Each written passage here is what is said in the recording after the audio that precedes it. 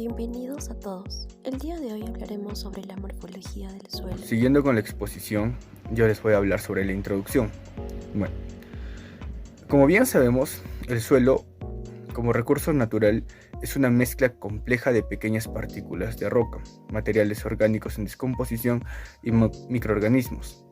El tamaño de las partículas de la roca y la cantidad de materiales en descomposición determinan las propiedades o características del suelo. Estas incluyen cuán rico son en nutrientes el suelo. La morfología del suelo es la que se encarga de estudiar esta formación y descripción de tipos de suelo dentro de varios horizontes de este mismo. Los atributos observables típicamente son analizados en el campo incluyen la composición, forma, estructura del suelo y organización del suelo. Ahora, el color del suelo base y su caracterización como el moteado, la distribución de raíces y poros, la consistencia del suelo y la evidencia de presencia mineral también contribuyen a esta clasificación. La morfología del suelo se refiere al estudio de las características físicas y estructurales de los suelos, como el color, textura y estructura, porosidad y otros atributos visibles. Es fundamental debido a su gran importancia en diversas áreas, como en la agricultura, ecología, ingeniería civil y la gestión ambiental. En la agricultura es esencial, ya que directamente afecta a la capacidad del suelo para retener agua y nutrientes. En la gestión de recursos naturales es importante para prevenir la erosión del suelo, la degradación de la tierra y la pérdida de fertilidad, que esta se puede heredar a las futuras generaciones. En la planificación urbana y construcción, esta es una rama especialmente de los ingenieros civiles, ya que hay que tener en cuenta las características del suelo para diseñar estructuras y garantizar la estabilidad y seguridad. En la gestión de desastres naturales, el conocimiento de la morfología del suelo es vital para comprender y prevenir los desastres naturales, como deslizamientos, tierras, inundaciones y hundimientos. En la ecología, es un factor clave para los ecosistemas terrestres, ya que influye en la distribución de plantas y animales, la disponibilidad de agua subterránea y para la vegetación.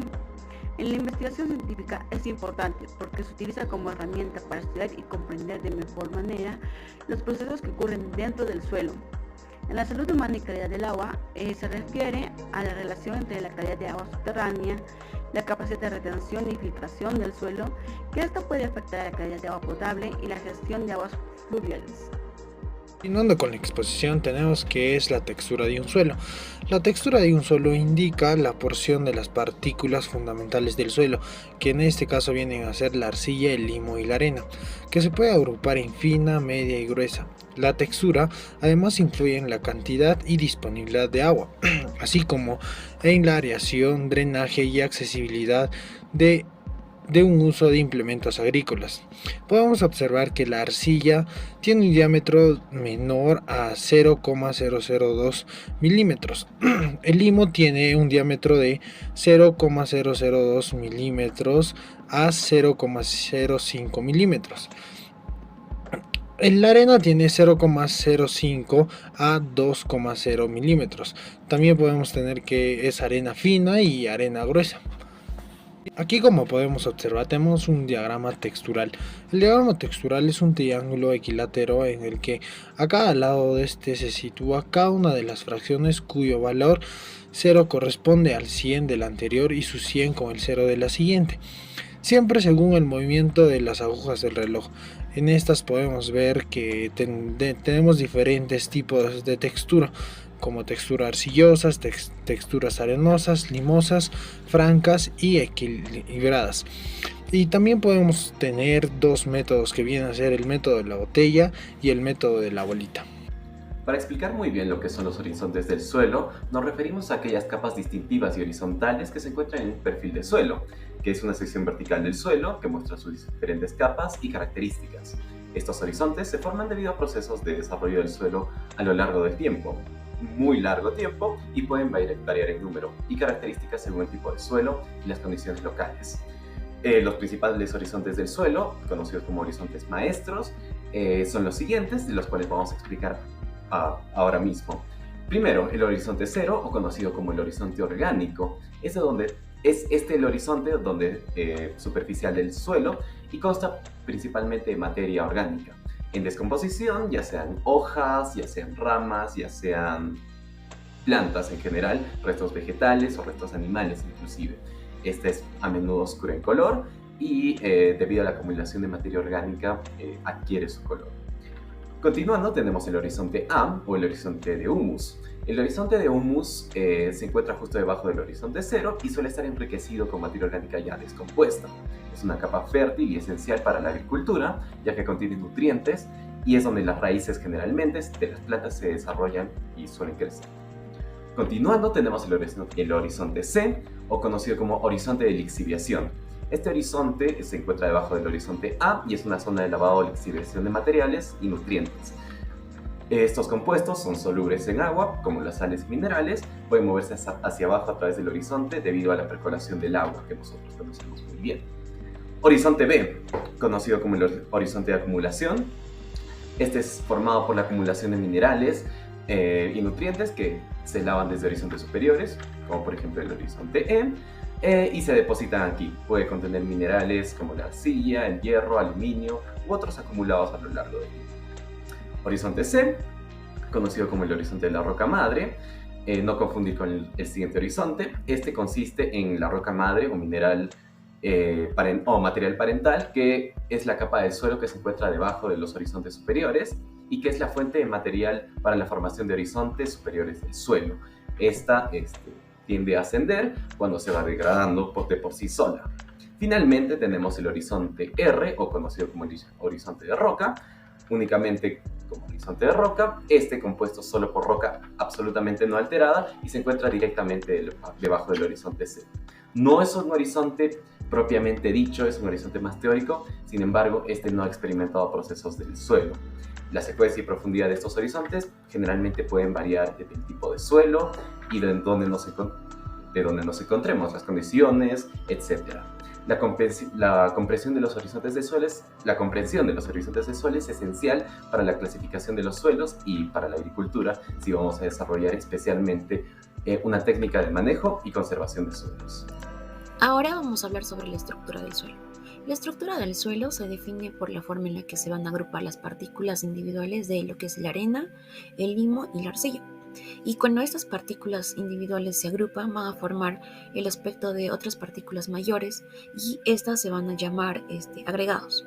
Como podemos ver en la imagen, hay laminar, bloques, prisma. Generalmente estos se van a describir en 3 aspectos en cada horizonte. Y bueno, está el tipo, el grado y la clase. Como primer aspecto se tiene el tipo. El tipo de estructura se refiere a la forma de las unidades estructurales que están presentes en el suelo. En este caso se encuentran 2. La primera son unidades estructurales naturales del suelo y la segunda unidades sin estructura. En las unidades estructurales naturales se encuentra la estructura granular. Esta lo que es presenta unidades pequeñas que son poliédricas, regulares o también esferoides. Estas están dispuestas alrededor de un punto con, por ejemplo, 3 dimensiones de tamaños similares. Luego se encuentran las estructuras subpoliédricas o subangulares. Son propias del horizonte A y son muy pobres en materia orgánica y de la parte superior del horizonte B. Como tercera tenemos la estructura grumosa o migajosa. Estas son propias del horizonte A y son ricas en materia orgánica. Como cuarta está la estructura prismática y es propia del horizonte B, ya que es muy arcilloso. Esto hace que sean compactos y se resquebrajan en grandes bloques. Como segundo tenemos las unidades en estructura. En acá se encuentran estructuras particulares y se presentan solamente cuando hay arena y no hay síntomas de agregación, y estos son propiamente de los horizontes E. Luego está la estructura masiva.